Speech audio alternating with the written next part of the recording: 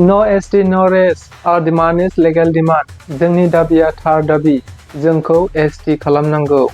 गुबुन फारसेजों मोनद' हारिफोरखौ ST खालामनो मोना मोनद' हारिफ्रा ट्राइबेल जानायनि थामहिनबा ST मोननायनि जेबो मोन्थाय गैया आरो जेबो क्राइटेरिया गैया बाथ्राफोरा बेखौ लानानैनो दायो आसामाव मोनसे ट्रेन्डिं जाबाय थानायखौ नुनो मोननाय जादों खुलुमबाय गिबियावनो सोरजिथा क्रिएटिभिटी चेनेलाव बरायनानै लाग्रोनाय जालायबाय दिनैहाय आसामाव दायो ट्रेन्डिं टपिक सोलिबाय थानाय बे टपिकनि सायाव सावरायनो नोंथांमोनजों आवगायनाय जादों थारैनो आसामाव दायो जुबिन गार्ग थैनायनि जास्टिस नागिरनायनि उनावनो नैथियावनो दायो बांसिननिफ्राय बांसिन गोसारगासिनो दङ ट्राइबेल नन ट्राइबेल थामहिनबा ट्राइबेलाव सोनांगौ आरो ट्राइबेलाव सोनाङा आसामाव दायो गासै मोनद' हारिफोरा ट्राइबेल गावसोरखौ ट्राइबेल स्टेटास होनांगौ होननानै दाबि खालामनाया गोख्रोंनिफ्राय गोख्रोंसिन जानायखौ जों बयबो नुनो मोनगासिनो दङ समाजारि बिजों खौरां बिजों आरो गुबुन गुबुन बिजोंफोरनि गेजेरजों बिथांमोनहा गावसोरनि दाबिफोरखौ सरकारनि खाथियाव दाबि खालामबाय थानायखौ जोङो सानफ्रामबो नुनो मोनबाय थानाय जायो थिग एखे समावनो बे एट द सेम टाइम गुबुन फारसेजों थाखानाय जायफ्रा STफोर दङ ST हारिनि सुबुंफोर दङ बै ST हारिनि सुबुंफोरा दायो जायफोरा मोनद' हारिफोर जौगा थाखोनि बिथांमोनहा दायो गावसोरखौ ST स्टेटास होनांगौ होननानै बिबाय थादों बिथांमोनखौ दायो STआव सोनो मोना बिथांमोनहा जेबो क्राइटेरिया गैया बिथांमोनहा मोननायनि जेबो मोन्थाय गैया होननानै बिथांमोनखौ हेंथा होबाय थानायखौबो नुनो मोनबाय थानाय जादों थारैनो बुंनो थाङोब्ला बेखौ नुनो मोनो दायो मोनसे ट्राइबेल बिग्रा आरो गुबुन मोनसेया ट्राइबेल बिनायखौ होबथाग्रा बेबायदि मोननै ग्रुपआ दायो मोनसेया मोनसेजों बेबायदिनो समाजारि बिजों खौरां बिजों गुबुन गुबुन बिजोंफोरनि गेजेरजों दायो गावजों गाव पार्सनेलिबो फेसबुकफोरनि गेजेरजों क्लेशिं जाबाय थानायखौ नुनो मोननाय जादों दान्थे बिदान्थे जालायबाय थानायखौ नुनो मोननाय जादों थारैनो बियो दायो मोनसे जोबोद गेदेरथार भाइरेल टपिक जानानै आथिखालाव सोलिगासिनो दङ नंगौ जों गुबैयै मिथिनो हायो STखौ बिदों गुबैयै गासै मोनद' हारि थागिबि सुबुंफोरा जायफोरखौ मोनद' हारि ST 6 कमिउनिटि होननानै बुंनाय जादों दायो खौरां बिजोंफोरनि गेजेरजों 6 कमिउनिटि होननानै ओंखारबाय थादों बे 6 कमिउनिटिफोरा गुबैयै कच राजबंशी आदिबासी टाई आहम मरान मटक चुटिया बे गासै मोनब्रै हारिफोरा दायो गावसोरखौ ST स्टेटास मोननांगौ आरो ST स्टेटास होनांगौ होननानै बिथांमोना भारत सरकार आसाम सरकारनि गेजेरजों दाबि दैखांबाय थादों नंगौ बिथांमोननि दाबिया गोबां गोबावथारनिफ्रायनो सोलिबोदों होननानै जों बयबो मिथिगौ थिग बेबायदिनो बिथांमोनहा गोबांथार दाबि खालामदों गोबांथार दाबि खालामखांनायनि उनाव बिथांमोनहा RGI registrar general of India बेजों गोबांबार बिथांमोनहा रेजेक्ट खालामजादों जेरैहाय 1980 रेजेक्ट खालामजादों 1986 रेजेक्ट खालामजादों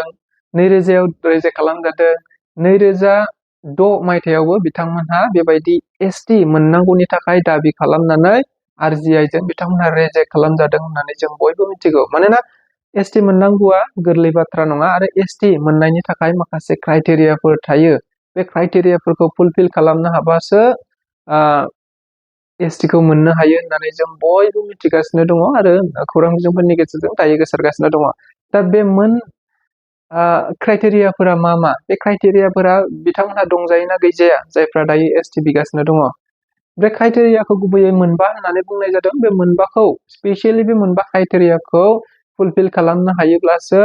RGIआ थारैनो NCST बियो प्रेसिडेन्टआ बेखौ एप्रुभ खालामनानै नटिफाइ खालामनो हायो होननानै बिथांमोनहा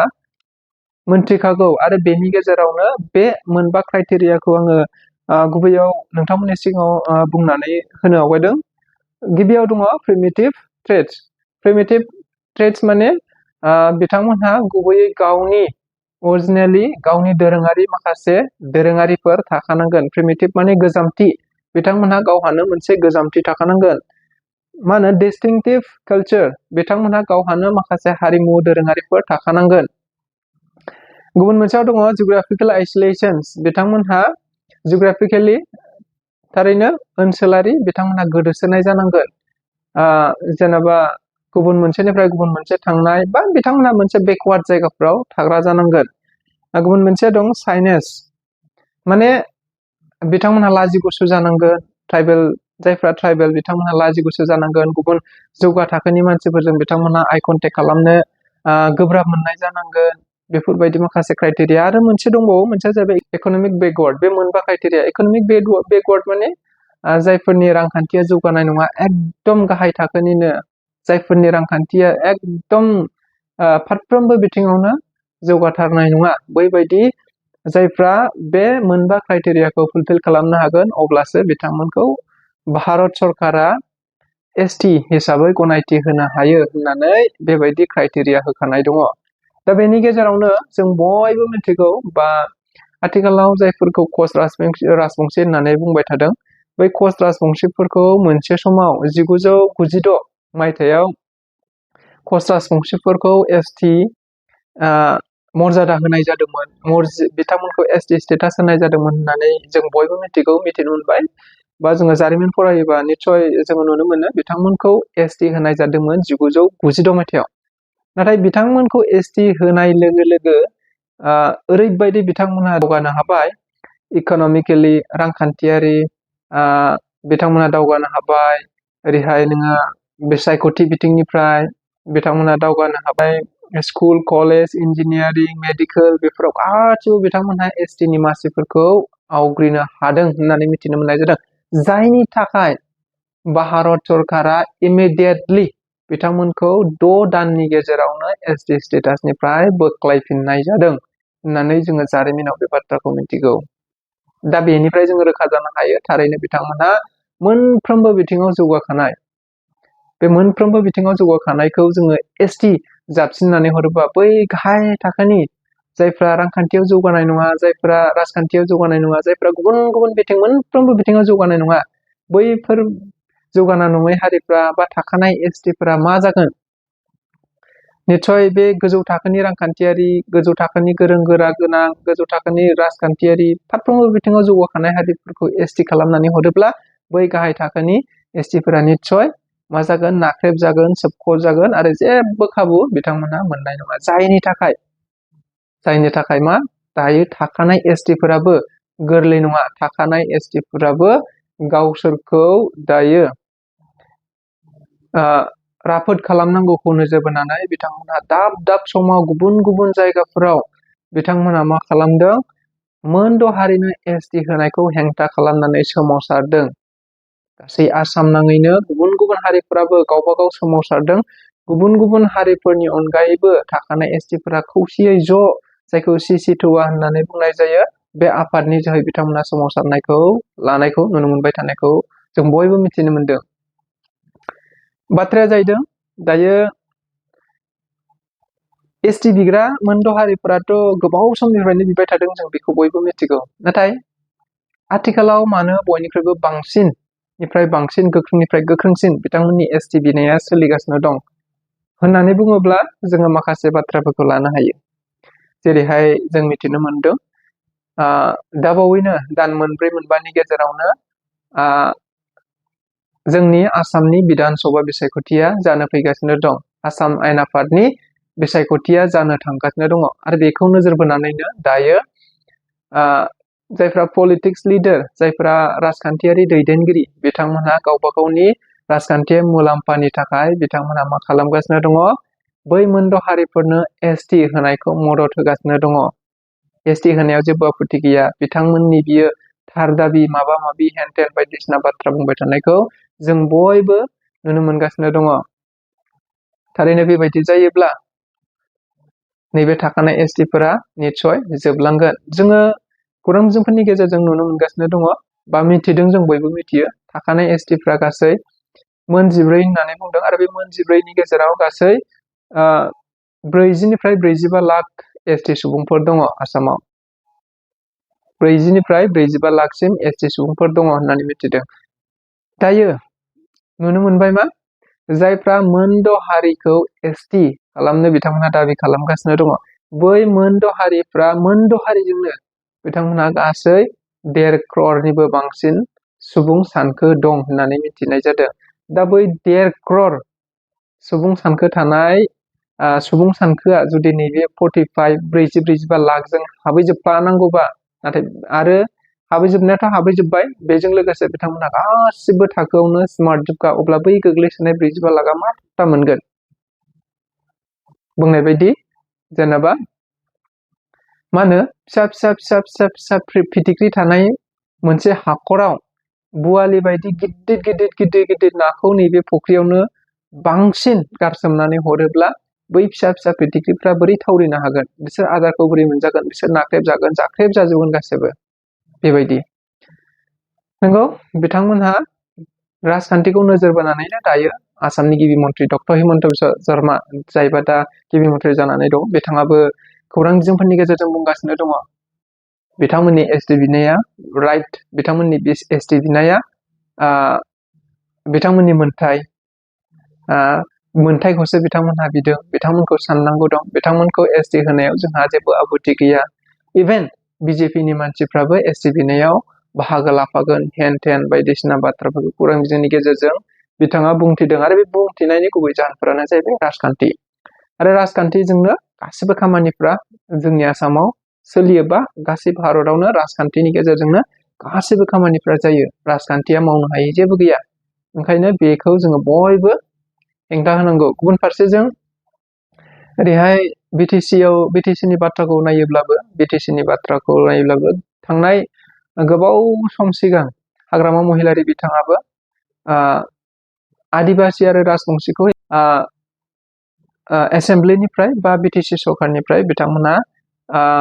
प्रप'जेल हरदों होननानै जों बयबो मिथिगौ आरो दायो बिपिएफनि हाग्रामा महिलारि दैदेननाय फिन बिपिएफ सरकाराव दायो बिथांमोना आदिबासि आरो राजबंशीफोरखौ एसटि खालामनायनि थाखाय प्रप'जेल हरबावगोन होननानै बुंबावनायखौ नुनो मोननाय जादों इभेन बेल' नङा बयबो सावरायलायगासिनो दं जेनेबा हाग्रामा महिलारिया बिसायख'थि फोसावदिंनाय मेलफ्राव थाङै पाब्लिकनि गेजेरावनो डाइरेक्ट आदिबासि सुबुंफोरखौ बा गुबुन सुबुंफोरखौ जायफ्रा एसटि बिग्रा बिथांमोनखौ थांनानै डाइरेक्ट पाब्लिकनि गेजेरावनो एसटि नांगौ ना नाङा एसटि नांगौ ना हा नांगौ बायदिसिना बाथ्रा जेनेबा एसटिखौ गाव गोसो जाब्लानो होनो हायो बा बायलाय फानलाय खालामनाय बेबायदि खालामनायखौ नुनो मोननाय जादों नाथाय एसटिखौ मारै मोनो होनब्ला जों बयबो मिथिजोबखाबाय दायो एसटि होनायनि बयनिख्रुइबो गिबिसिन खामानियानो जाहैबाय स्टेट बा इउनियन टेरिटरिनि मोनसे प्रप'जेल स्टेट एबा इउनियन टेरिटरिया गिबि खामानि मावगोन बिथांमोना एसटि बिनायखौ प्रप'जेल हरगोन स्टेटनिफ्रायनो प्रप'जेल थांगोन बे प्रप'जेला बबाव थांगोन गभर्नमेन्ट अफ इन्डिया ट्राइबेल एफेयार्सआव थांगोन ट्राइबेल एफेयार्सआ बेखौ नायबिजिरगोन जाय एसटि बिदों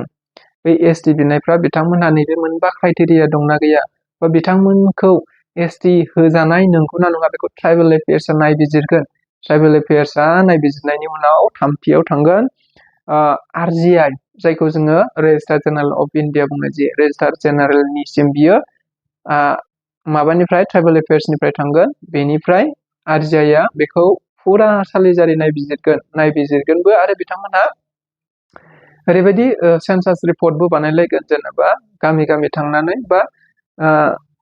फिल्ड भिजिट खालामनानै बिथांमोनहा नायबिजिरनानै होजायोना होजाया बिथांमोनहा एसटि होजायोना होजाया बेखौ नायबिजिरगोन सिगाङावनो बुंबोखाबाय आरजिआइआथ' दासिमहालागै खेबब्रै बिथांमोनखौ रिजेक्ट खालामबाय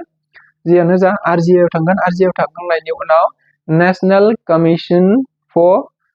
शेड्युल्ड ट्राइब बे मोनसे कमिटिसिम आरो थांबावगोन national commission for scheduled tribe बेसिम थांखांनानै बिथांमोनहा नायबिजिरबावगोन फिन बिथांमोनहाबो आरो नायबिजिरखांनायनि उनावसो बिथांमोनहा मोनोब्ला बा होथावो होननानै सानोब्ला बिथांमोनहा इउनियन केबिनेटसिम बिथांमोनहा फाथायहरगोन बेयाव केबिनेटआ सावरायलायनानै डिसिजन केबिनेटआथ' आरो पलिटिक्स जाहैबाय पलिटिक्सआथ' गावसिनि लाबालाबनि थाखाय गासिबो खामानिखौ मावखाजोबगोन जियानो जा इउनियन केबिनेटसिम थांगोन केबिनेट थांखांनायनि उनावसो लास्टआव बहा थांगोन प्रेसिडेन्टनाव थांगोन प्रेसिडेन्ट अफ इन्डियानाव थांगोन प्रेसिडेन्ट अफ इन्डिया गासिबो स्टेटफोरनि बा पार्टिकुलार स्टेट बबे स्टेटआव बे एसटि बिग्राफोरा दङ बा बबे स्टेटआव बे एसटिखौ खालामनाय जागोन बै स्टेटनि गभर्नरजों मोनसे कनसाल्ट खालामलायनानै मोनसे एप्रुभेल लालायनानै प्रेसिडेन्ट अफ इन्डिया मोनसे नटिफाइड खालामगोन। नटिफाइड खालामखांनायनि उनावनो बिथांमोनहा एसटि स्टेटासखौ मोननो हागोन। अफिसियेलि बिथांमोनहा एसटि स्टेटासखौ मोनगोन आरो एसटिनि जानाखि मुलाम्फाफोर दङ बे मुलाम्फाफोरखौ बिथांमोनहा ओइदिननिफ्रायनो मोनगोन। नंगौ बिथांमोननि खामानिया गोबां गोबाव जागोन, अब्लाबो नाथाय पलिटिक्सआव गासिबो जायै बाथ्रा जेबो गैया होननानै बुंनो हायो। दा बेखौ नोजोर बोनानैनो बेनि सायाव जों बयबो बाथ्रा बुंनांगौ। जोंनियावबो बर'फोरनियाव गोबांथार गिदिर गिदिर ससियेल मिडिया इनफ्लुएन्सारफोर दङ, इउटुबार सालायगिरिफोर दङ, कन्टेन्ट क्रियेटरफोर दङ। बिथांमोनहाबो जिखुनु बेनि सायाव बाथ्रा बुंनो हायो, बेनि सायाव गोबांथार बाथ्रा बुंनो हायो आरो बेखौ जोङो मारै खालामनो हायो हाया हेंथा खालामनांगौ होननानै आं सानो। मानोना जोंनि मोनफा मोनफा बिबुंथिफ्रानो बा जायफ्रा ससियेल मिडिया बाहायग्रा बा ससियेल मिडियानि गेजेरजों जायफ्रा बाथ्रा बुंग्रा, बे ससियेल मिडियाजों बाथ्रा बुंनाया थाब मुलुगाव गोसारो आरो बेखौ गोजौ थाखोनि दैदेनगिरिफ्राबो हयथ'बा नुनो मोनो। ओंखायनो ससियेल मिडिया बाहायगिरिफ्रा बेखौ फार्स्ट स्टेप लानांगौ, जाहाथे खौरांफोरखौ जों जेसे हायो एसे शेयार खालामनांगौ, थाब थाब शेयार खालामनांगौ। दा बेनि गेजेरजोंनो जोङो होबथानो हागोन। होबथानो हानाय हायै बे उननि बाथ्रा, अब्लाबो जोङो होबथानांगौ। जियानो जा गासिबो बेनि सायाव खौसे जानांगौ। We are the tribal.